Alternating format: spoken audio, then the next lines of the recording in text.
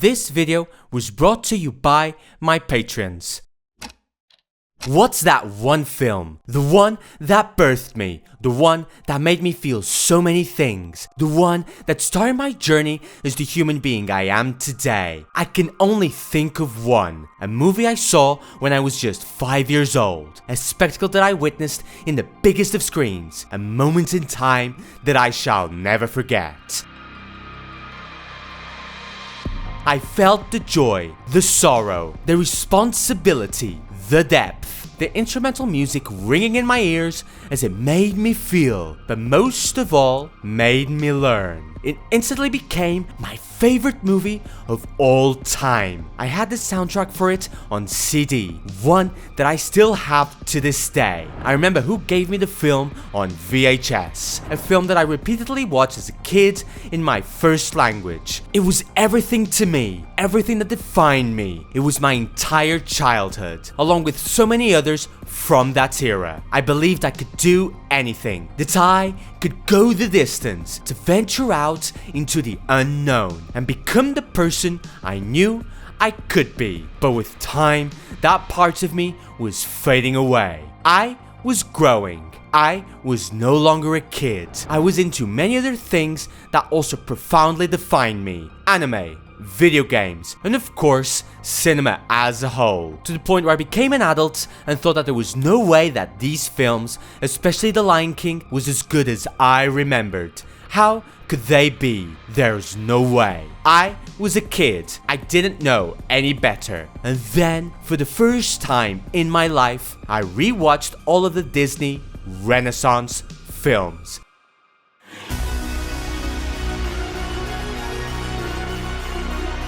And that's the tale, not so old as time, that I will be telling today. But first, we need to go back and understand how these films came to exist in the first place. Walt Disney. Two words that are synonymous with animation. He's the man responsible for creating Mickey Mouse, the incredible feature films that not only defined the golden age of Disney, but also the silver age. These two eras saw the rise of Disney's animation into something that was unquestionably unprecedented. Whether it be the first animated feature film ever made with Snow White and the Seven Dwarfs, the incredible mix of live action and animation in Fantasia, the powerful and poignant story in Cinderella, and the absolute artistic visual mastery that was Sleeping Beauty. However, with Walt Disney turning his attention to live action films and theme parks, the focus on animation was starting to wither, and ultimately with his death in 1966, the studio would face enormous difficulties in achieving the same vision and success. This era was called the Bronze Age, more commonly known as the Dark Age. This was a time without proper leadership, without a specific vision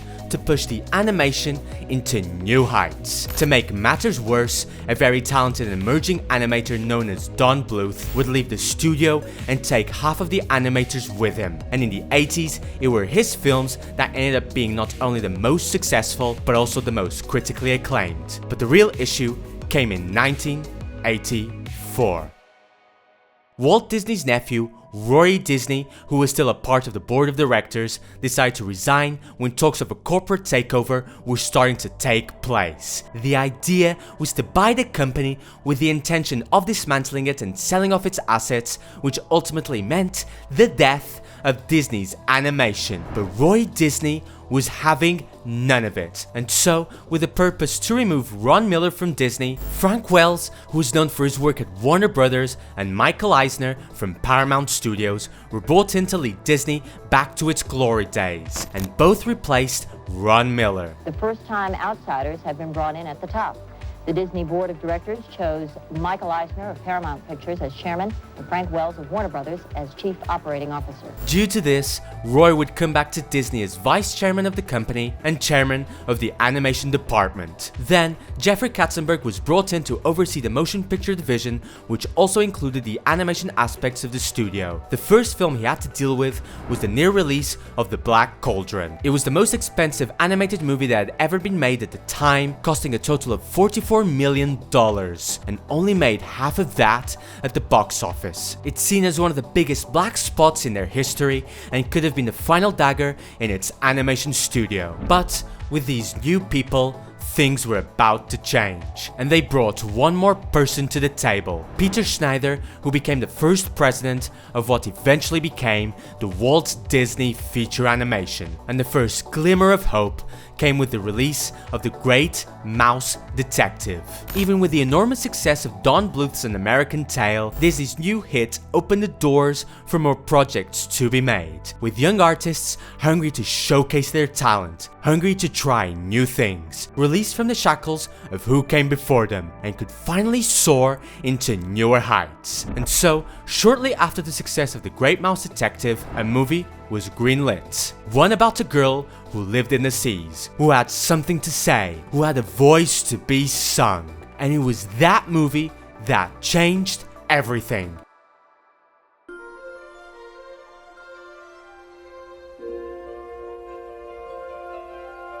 As I sat down to rewatch this film, I was actually excited to relive this story. And when I rewatched it, I was full of a newfound love for this spectacle, due to two reasons: its story and its animation. But to fully explain this, I need to reiterate something that I mention in almost all of my videos. I love cinema, and I love animation so much. This is who I am. And so, watching The Little Mermaid with the eyes that I have today was such a crazy experience. For the first time ever, I understood this film. I understood Ariel, her dreams, her passion, her wanting to be a part of something more than what she knew. Perfectly shown in what I think to be the best musical number in all of Disney animated films, the sequence known as Part of Your World. I want to swear, to curse, because I was entranced by this scene. Just the animation itself is so full of life. The way she moves,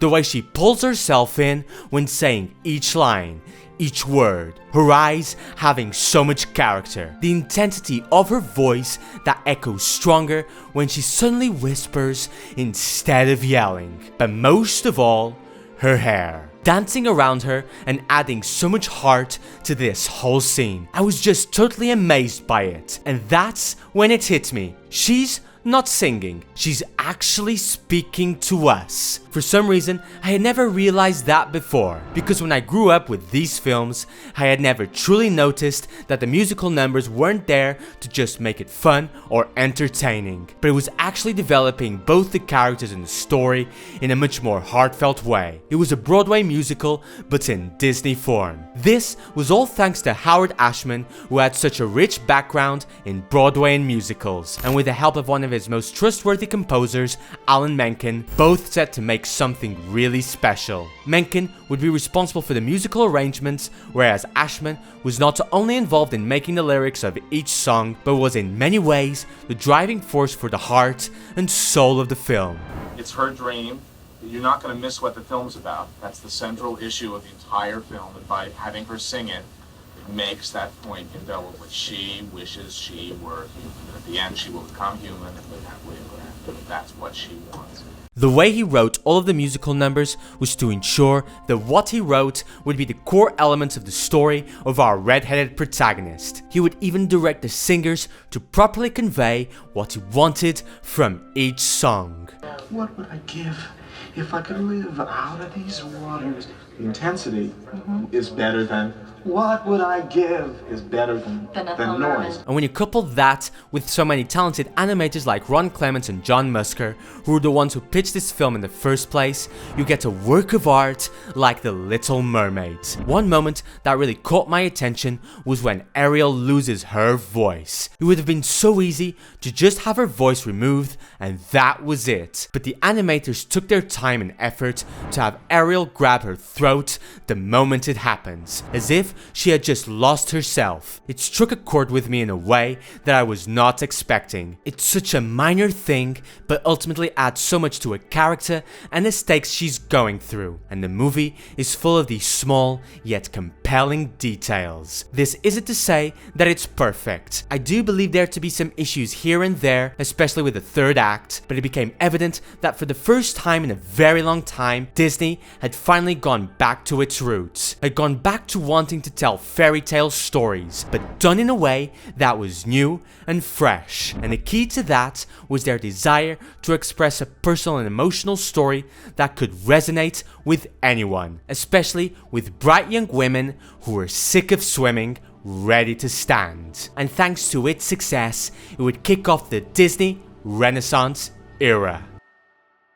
Disney then scheduled to have one animated film released per year. The company felt like it could achieve that with what they were planning, but in order to do so, they would have to take the next step in animation, and that came with CAPS, also known as Computer Animation Production System. This new technique meant that all animated feature films could be done digitally, which is exactly what both the executives and animators wanted to do. It would save time in production, but would also push forward the animation to new heights by starting to mix the 2D animation that we knew so well into 3D worlds. The first film to test this was The Rescuers Down Under. In just its opening segment, you could start to see the leap it suddenly took with its visuals. And thus, the combination of this new technology with the passion of all of these artists would result in Disney making 3 of their best films ever. Films that made people feel, have fun, and cry. It was such an exciting time to be alive. It felt like Disney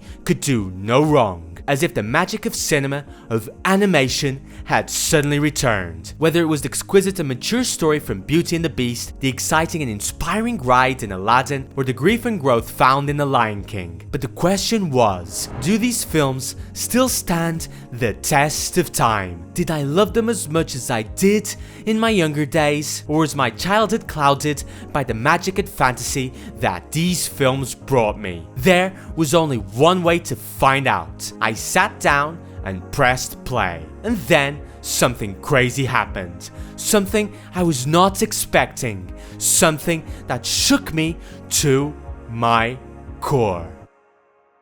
Ever since I was a kid, I've always been a dreamer, believing that I could be destined for great things, that I could be the protagonist of my own story, and that I could not only love, but also be loved. I wanted it so much. I was even obsessed with it at times, but as time went by, I started to see things differently. Life happens, and so you come across moments that make you feel things you don't want to. Your body is reminded of that pain, and does whatever it takes to never feel it again. And so, you stay put. You stop exploring what is out there. You become more disillusioned with life, but you still feel like there's something inside that wants to get out, that wants to love, that wants to explore, that wants to face your own pain. But you need help. You need someone, something to give you a push. And that's why I truly love cinema, because it can be that someone, that something. I was rewatching Beauty and the Beast, and I remembered what it was like to love, not for your own personal gain, but in reality that you can change, that you can become a better person, that you can learn to love, learn to truly love someone for who they are. Someone who wants to step away from their small world, who wants to have adventures, who wants to see what is out there, who stands their ground, who does what they want with no care in the world, and above all, who wants to help the people closest to them. And so, you learn to let them go, even if it means losing the only opportunity to become human again. I was truly watching a masterpiece right before my eyes, and I couldn't believe it. It's no wonder it was nominated for Best Picture at the Academy Awards. A powerful and emotional film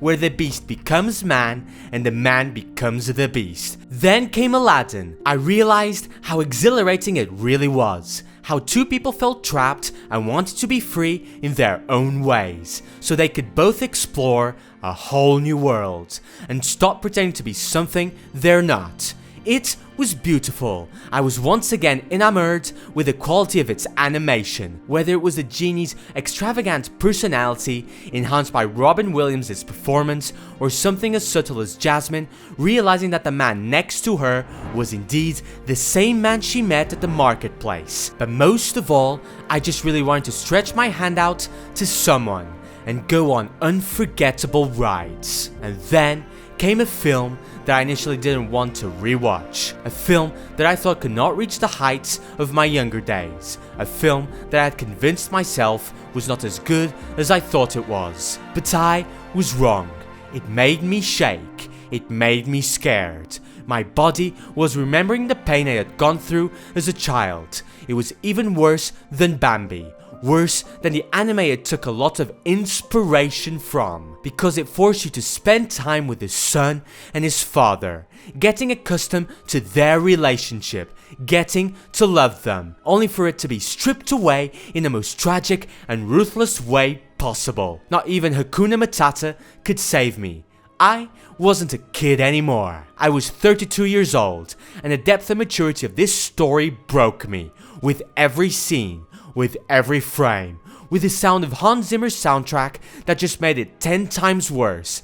I was on the verge of tears. And then the music erupts with Simba's triumphant ascension as king, as the one who came back, as the one who stopped avoiding his responsibility and took matters into his own hands, the one who faced his past, his trauma, and came out victorious. It was an even greater masterpiece than Beauty and the Beast. It was everything that I remembered it being as a child and more. My younger self was right. There is a reason why I loved all of these films. It's because they truly are works of art that do still stand the test of time, and cemented these new artists, this new Disney, as one of the greats. But this is unfortunately when the Disney Renaissance era reaches its peak. It will never come close to these heights again, due to a numerous set of circumstances.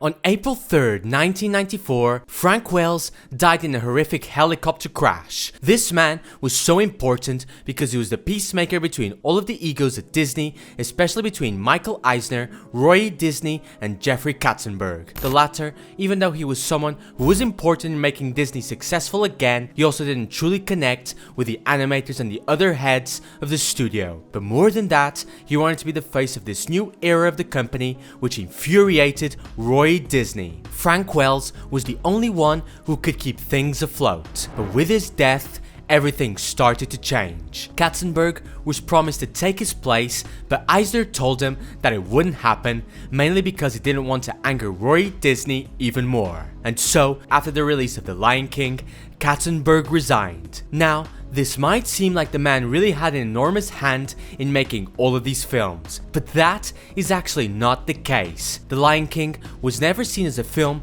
that would become profitable. In fact, there was another being made at the time that everyone thought would be Disney's next big hit, and that was Pocahontas. That would be the one that Katzenberg really had an involvement in, changing the story numerous times, wanting it to be a romantic tale to try and replicate what they had done with Beauty and the Beast. And so, most of the animators chose to work on Pocahontas, whereas The Lion King was supposedly made by their B team of artists. But, as we all know, it was The Lion King that was a massive success, and Pocahontas is by many considered to be the worst of the Disney Renaissance era. And my thoughts to why this happened is exactly because of this. The people who worked on The Lion King had nothing to lose. They wanted to prove that they were making a great film and chose to be as creative and as personal as possible with the story. Whereas Pocahontas was trying to fit into a type of movie that had been done before. But the truth is,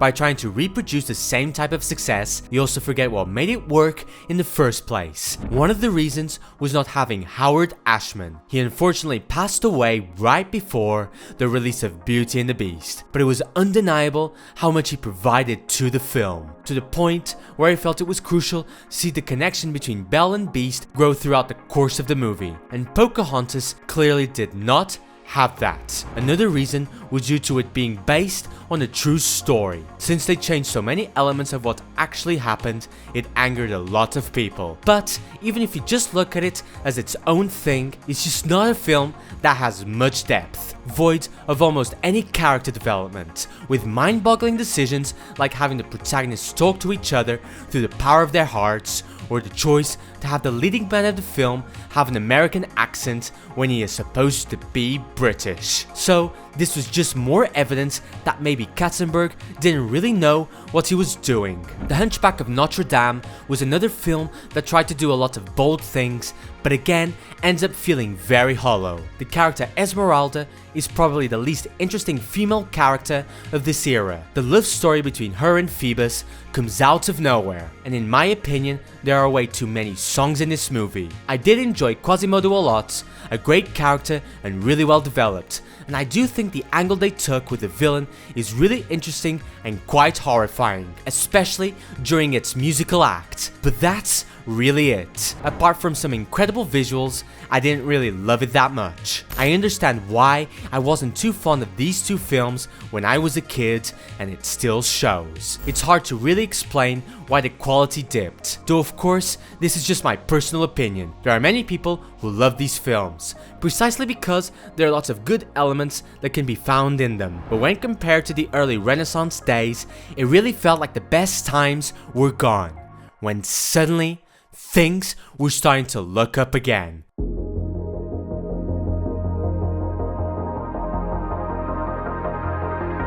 Since the late 80s, Clements and Musker had been wanting to do a movie that was based on Treasure Island, but in space. But Disney was never really keen to make it. Instead, they greenlit The Little Mermaid, and later pushed them to make Aladdin. The two directors were starting to become impatient and wanted their Space Treasure Island film to be made next. However, an agreement was reached. If they made Hercules first, then they could finally make what they always wanted to. And so, that's exactly what happened. This kicked off 3 of the last films of this era. All 3 of these films are quite something. Whether it's someone finding where he truly belongs, or a woman choosing to be who she wanted to be, or a man who understood where his true home lies. And when I rewatched them, I had so much fun. I put on Hercules and I was immediately sent back to my younger days, when I would watch and rewatch this film countless times,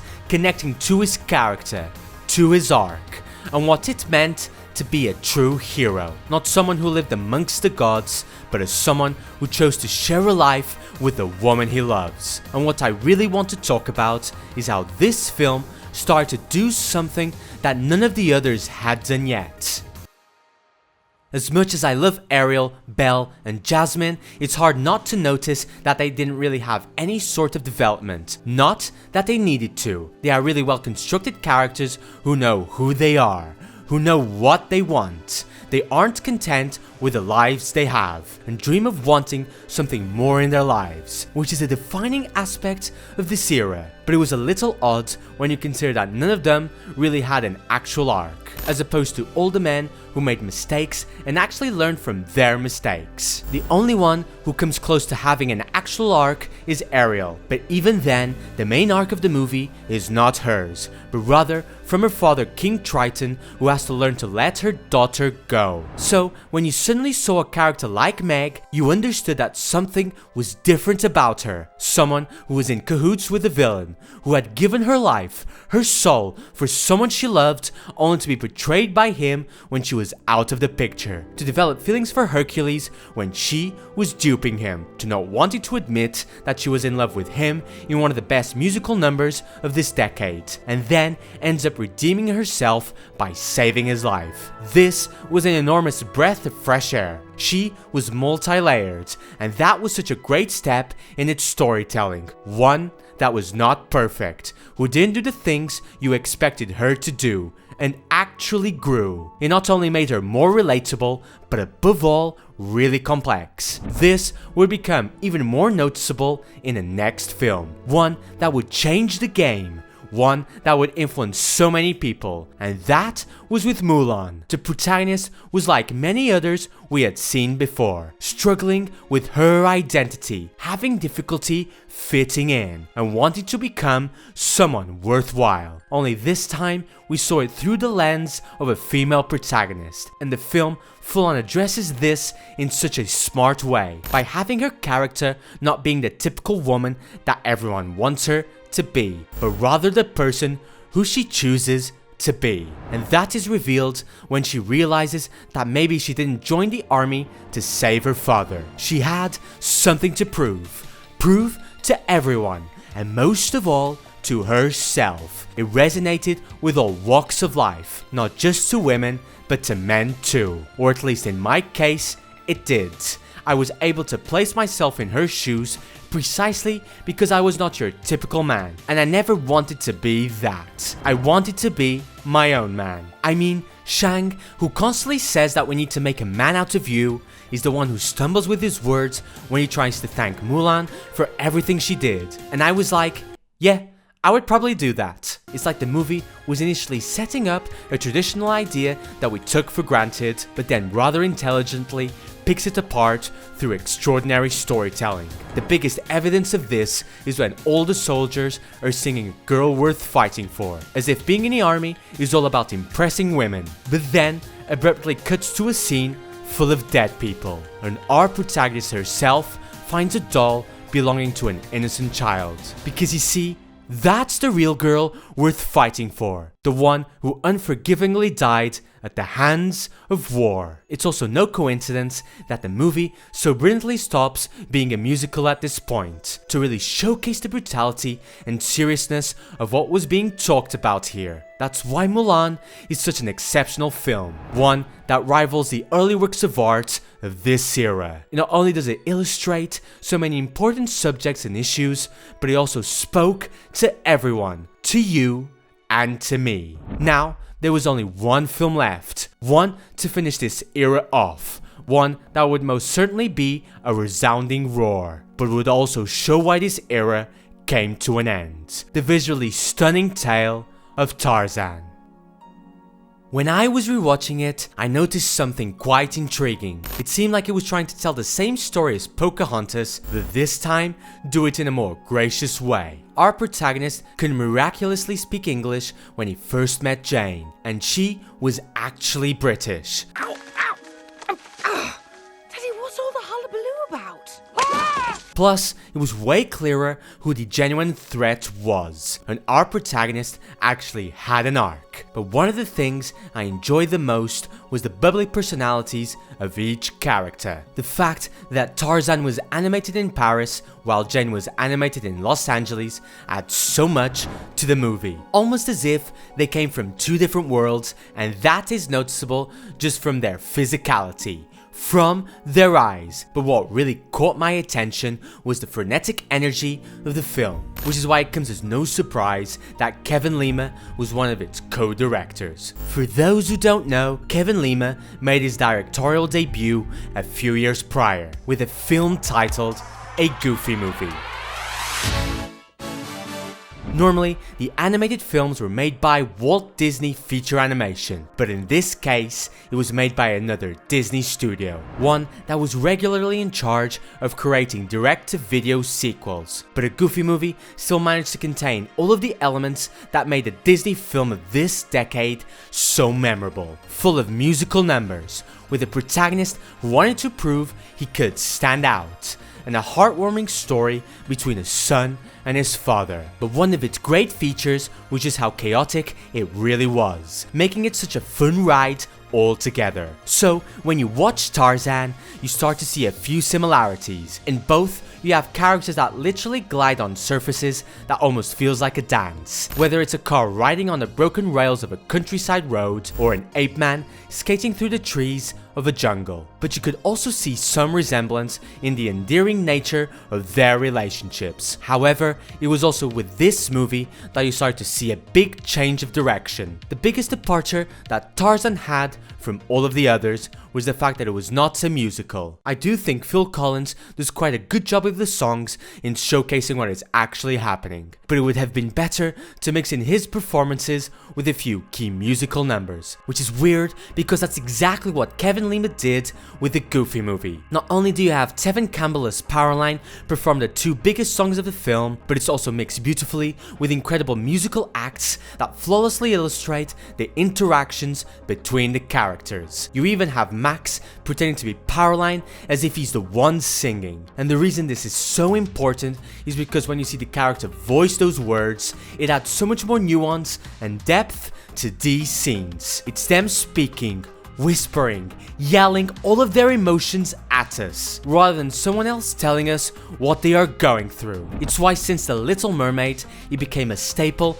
to have the I want singing moment, or the love song moment, or even the villain singing moment, precisely because it made us connect so much with these characters, whether it's an outcast wanting to find where he belongs, or a woman wanting to see herself in her own reflection, or even a young boy telling his crush that he exists. But Tarzan had none of this, and that certainly hurts the film. We know that our protagonist wants to find his true home. We know that Tarzan and Jane develop feelings for one another. It's all there, but we don't feel it in the same way as we do with others, because we don't hear them express themselves. And whilst it made sense at the time to make this decision, especially since more and more people were starting to become tired of all the musical acts, when you look back, you can't help but notice that a pivotal part of what made these movies so magical was not there anymore. It might have had something to do with Peter Schneider's early departure in 1999, or it might just be an inevitability of its times. After the release of Toy Story in 1995, the industry was begging for more films to be made in 3D animation, and by the early 2000s, that became strikingly clear. Not only were Pixar films always a smash hit, but it also had other studios starting to make projects in the same vein. And there was one that became such a monster hit that it pretty much changed storytelling in American animation, and that was Shrek. Developed by DreamWorks, it did an interesting twist on the fairy tale genre by doing a parody and satire of it, doubling down on comedy and jokes rather than the serious and fantastical nature that so many people were accustomed to. It showed how the young animators and storytellers of this generation were incredibly creative, but it also demonstrated how determined one of its producers was in wanting this to be a massive success, and that person was none other than Jeffrey Katzenberg. After leaving Disney in 1994, he co-founded DreamWorks and shortly after bought the rights to Shrek. He was determined to top both Disney and Pixar. In fact, he pushed for the film and to be made and released before A Bug's Life. And then, with the success of Shrek, it cemented even more how things had truly changed in the animation industry. Especially since films like Treasure Planet, the project that Clements and Musker had always wanted to make, ended up underperforming massively just 1 year later. Disney would still release a few more 2D animated films here and there, but it was never able to recapture the same essence that was found in the 90s. In many ways, the Disney Renaissance era was the last of its kind. Part of it still lives on with Disney, and I want to make it clear that I'm talking about the 3D animated films and not its live action remakes. But regardless, it would never be the same. After things soured between Roy Disney and Michael Eisner, the latter stepped down from his CEO role in 2005, and his longtime lieutenant Bob Iger took his place, and in 2009, Roy Disney would eventually pass away. These 5 men who were brought in to make the company successful again achieved just that. But that doesn't explain why the era was so successful. It's undeniable their involvement and the positive outcome they had, but it's also true that they did not always see eye to eye, and their clashing egos did not help the company. So, what's the true reason for the magic of this era? No one really knows for sure, and you can't just point to one person specifically, but without a doubt, a lot of it came down to the young animators that were part of the company at the time. Not just Clements and Musker, but names like Don Hahn, Thomas Schumacher, Glenn Keane, Roger Allers, Rob Minkoff, Mike Gabriel, Gary Trousdale, Kirk Wise, Barry Cook, Tony Bancroft, Chris Buck, Kevin Lima, and so many others. Most of these people worked their way up during the dark age of Disney and had their opportunity to finally shine when they were given the reins, when they were given a voice to express what they wanted, to experiment new things with emerging technology. But if there was one person I could point to, then that would have to be Howard Ashman. His involvement with The Little Mermaid, Beauty and the Beast, and even Aladdin was essential. He was even referred to by Roy Disney as the new Walt. That's how influential he was. That's how much he gave to all of these films before passing away. He even had to fight against Katzenberg to keep part of your world in The Little Mermaid. Just imagine a world without this song, without Ariel singing about what she wants, what she needs, which is why it saddens me that he passed away so soon. He and so many others helped define a generation, my generation, and I am forever grateful for it. And so, it breaks my heart that the era of 2D Western animation ended shortly after the Disney Renaissance. I understand that things change. I understand that mediums evolve. But when something is so close to your entire being, to who you are, you can't help but feel the need to explain why this era was so important, what made it truly unique, that only people that grew up during these times could ever understand. Because when you marry such compelling stories with incredible visuals, how can you not connect with it? And we don't have to be stuck in the past. As I mentioned in my previous video, Disney's short film Paperman,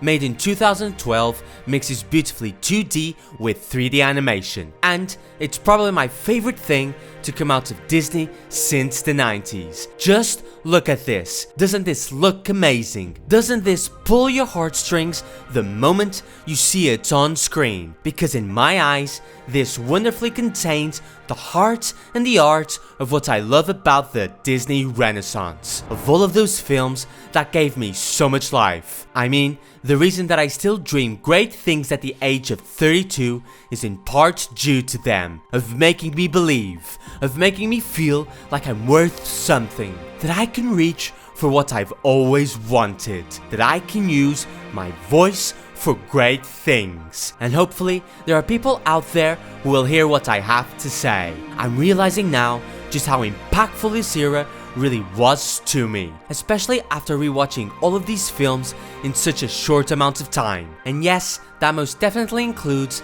a Goofy movie. I mean, it was my entire childhood, and for the first time ever, I'm not even remotely ashamed of it. In fact, I couldn't believe how much I was laughing when watching them, and so I learned to embrace it in a way I never really had done before. There was a reason why I loved these films as a kid, and there is a reason why I love them even more now. It's because they all had something to say. It still reverberates in me to this day. And so, no matter what, it will never stop being a part of my world. Thank you for watching my video. I had such an enormous blast talking about the Disney Renaissance. I want to thank all of my patrons for supporting me thus far. I can't thank you enough. I truly love making each video, and so for me to keep doing this, your support is crucial. And thus, if you want to see more content like this, I'll be forever grateful if you could support with any amount you can. It would also mean a lot to me if you could subscribe and hit that like button. And in the meantime, why not check out some of the other videos I've made so far. Thanks again, and I'll see you in the next video.